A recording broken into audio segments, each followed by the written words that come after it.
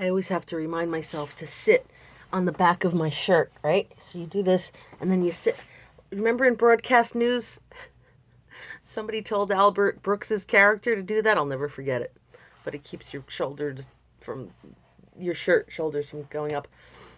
I'm Lisa Sarjays, author of Diary of a Fat Girl, How I Lost 140 Pounds, Overcame Binge Eating Disorder, and Learned to Love Myself After Weight Loss Surgery. So, how do we break a plateau? How do we handle regain after weight loss surgery? In my book, I document the first year after the gastric bypass. I lost 120 pounds. It was a difficult surgery. They were converting an old gastric band that had malfunctioned and slipped and converted that to a gastric bypass. There were lots of complications. I was very weak and sickly for about 3 months. And during that time, even with when a surgery is new, of course, the restriction is there and you could eat very little. I only lost 30 pounds and was getting a lot of comments from well-meaning friends, family, and doctors. And I was furious because, oh my God, I woke up after the surgery in intensive care and, I was black and blue all over. There's a video on YouTube that shows the condition I was in. It was bad. And people are like, why aren't you losing any weight? Well, I can't really move, even though I was working and teaching and getting myself out in the world and doing things. Yeah, that wasn't enough. Anyway, 120 pounds came off because I went to the gym and I worked my ass off 6 days a week without fail. You can read that in the book, the mental toughness that I had. The following year, the second year after the surgery, I only lost 20 pounds. But since the first year's weight loss is very significant, I didn't have to, hear as many comments. But then I developed gray ghost syndrome. Severely malnourished, severely anemic, hair fell out, skin was gray, so weak and so tired, I just couldn't push myself to support myself by working and go to the gym anymore, so I chose to keep the roof over my head. My knees gave out, spent a couple of years in a wheelchair, story. By the year 2009-10, I had regained about 70 to 80 pounds. And people noticed, and I noticed, and doctors noticed, and I'm thinking, wow, why did I go through this with the gastric bypass? And it's not working anymore. Well, the restriction part wasn't working. I was malabsorbing nutrients, but still absorbing calories. Too weak to do too much exercise. The weight crept back. After I got the new knees in 2010-11, I got them done at different times. I figured if one of the knees didn't work out, I could always hop. That's not nice, right? I needed to do them different times. During the physical therapy, I took off 30 pounds. Great. And then after years of struggle, I read a few books that helped me. One of them is Matt Stone's Diet Recovery 2. I highly recommend it. Another one is a new book out called Wrecked. Check that out on Amazon. These aren't my books. I'm just telling you really good books that help me. I needed to make peace with food, or else I decided that I needed to make peace with food. And no longer have forbidden foods. And I didn't want to battle cravings anymore. I didn't want good foods, bad foods. I wanted to legalize all foods. Foods don't have a moral value. Why should they be called good and bad? And, I had a cheat day, a bad day, good, bad. Ugh, I was done with it. So I legalized all foods. And when I say I legalized all foods, I made it okay for myself to eat anything I wanted. This worked. It actually worked. I didn't really gain anything. I didn't gain weight from it. Matter of fact, I And it's a head game, because you can't do it so that you don't crave food. You have to do it because you really just want to make food okay. You want to make peace with food and peace with your appetite and peace with your cravings, which is what I did. And now I can keep a case of devil dogs in the house. That's my go-to pleasure food. I'm a woman of high taste. And I also love movie theater popcorn, which I had on my birthday, but I'm off of that right now. But I legalized all foods, and everything was good. I wasn't losing weight, but I wasn't gaining weight. Then the anemia hit. And when I see the anemia hit, I mean, the doctors said, oh my God, did you drive yourself here? Like, why? You're missing more than half your red blood cells. Did you have a bleeding episode? So, colonoscopy, endoscopy, 3 heart tests, all kinds of tests. They found nothing. They're like, oh, well, it's just malabsorption from the gastric bypass. Like, I could have told you that. All right, but you have to eliminate. Again, weak. Can't move too much. Starving, hungry, because, oh my God, I'm trying to replace blood. They had to put 6 units of packed red blood cells into me to get me back on my feet. But very tired, very sluggish for the past year, and I was gaining. Clothes were tight. I was worried. And my blood sugar numbers were terrible. And that'll make you tired too. If your blood is full of sugar and you're not getting enough oxygen to your body parts because of the sugar, you will suffer. And I suffered. It's like, now what? Well, over the past 3 months, I lost, let's say, 20, 25 pounds. How, you may well ask? Did I go on a diet? Not exactly. Because of the type 2 diabetes, I have a very difficult time processing rice, pasta, potatoes, any kind of grain. Yes, even the healthy grains. Yes, even the millet and the quinoa, barley, millet, bulgur, whatever it is you're going to tell me that is good for me, I'm telling you, it spikes my blood sugar. I can't handle grains. I know potatoes aren't a grain, but I'm putting them in there.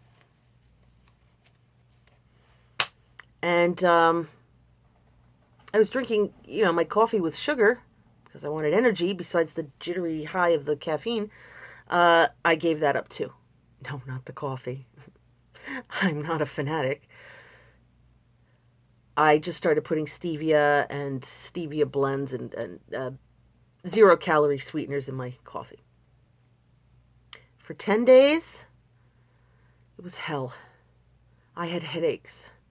I felt miserable. I had cravings. I was starving. My stomach growled. I was sipping hot broth just to keep my stomach quiet. It was so bad. But after the 10 days, everything was okay. And now what am I doing? Protein, vegetables, fruit. And at the end of the day, I treat myself to a diet dessert. I hate to use the word diet, but that's how I describe it in my head, and I want to be sincere. Like a no sugar added chocolate pop, fudge pop. I'll have the sugar-free Jell-O, sugar-free ice pops, whatever. Yeah, protein, vegetables, fruit. When I say protein, I don't mean chickpeas. Those are very carby. Yes, they have some protein. They are not a protein. A protein is meat, fish, or eggs. Yes, eggs, which are very good for you. White and yellow parts of the egg for nourishment.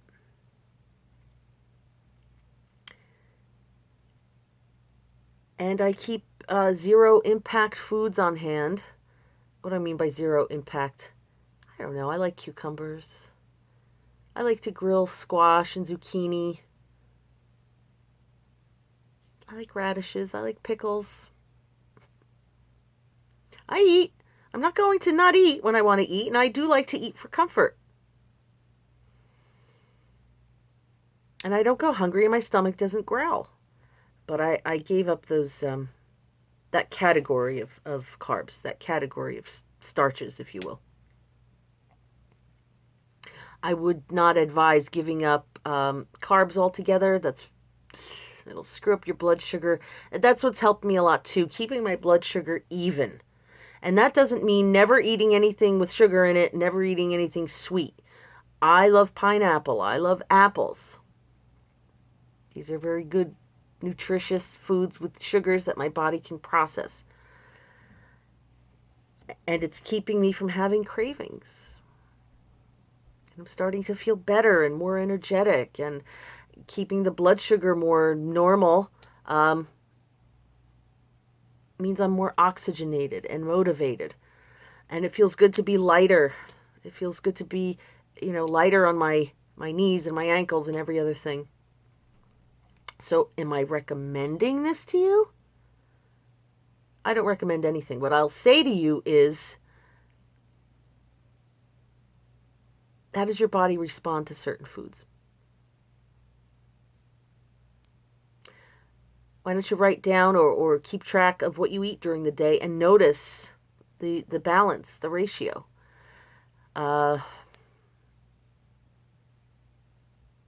Count calories for just a couple of days just to see what your normal intake of food kind of adds up to.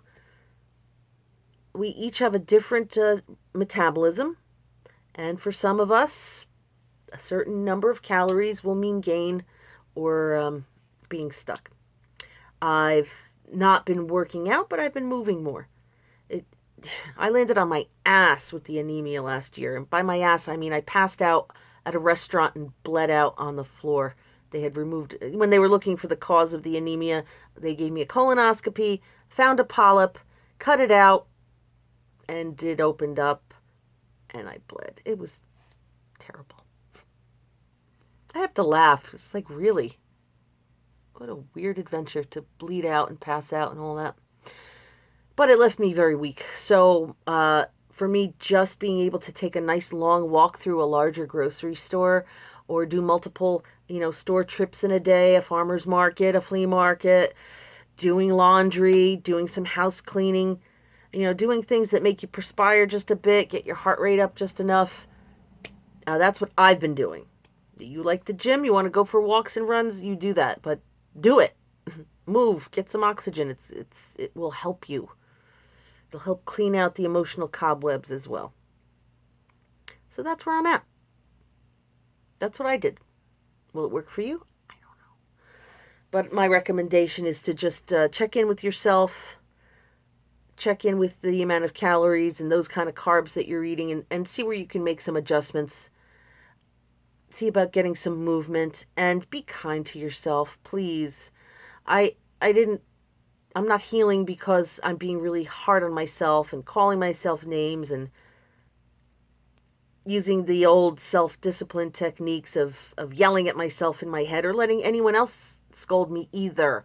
You draw some boundaries, you're going to feel a lot better. Why don't you be kind and loving and cook really healthy things for yourself out of love, not out of regret that you can't eat, what everybody else is eating. Yeah, don't do that. Do it because, hey, I love myself enough to make the effort. I love myself enough to stand here and chop these vegetables. You know what I'm cooking now? I have some nice mushrooms on the stove with some nice garlic, and I'm going to delightfully eat that. So be well. Take a look at my book, Diary of a Fat Girl. I'll have a hypnosis meditation CD coming out in the next couple of weeks, and before Christmas you'll be able to get my second book, From Wheelchair to Warrior. So sign up at lisasarges.com. So you'll get announcements about this. Don't worry, I won't spam you. I'm just not that ambitious. I'm ambitious, but not about multiple emails in a month. But lisasarges.com, and you'll get an announcement when I'm giving the book away for free. I'll do that for a week just to have you leave me some honest reviews as a verified purchaser of the book. So if you sign up, also when you sign up, I give you a free lesson, and it's a good lesson. It's a good lesson. It's about affirmations and how to make them work. Not the usual, I'm good enough, smart enough, and God doggone it, people like me. Wasn't that from Saturday Night Live? Yeah, no, this is how to make them actually work. Positive thinking is not going to work if you're throwing a chlorine tablet into a swamp and expecting it to turn into a swimming pool. So when you sign up at lisasargis.com, you get access immediately and free to the video. So hit that like button, subscribe, and take care of yourself in the kindest way possible.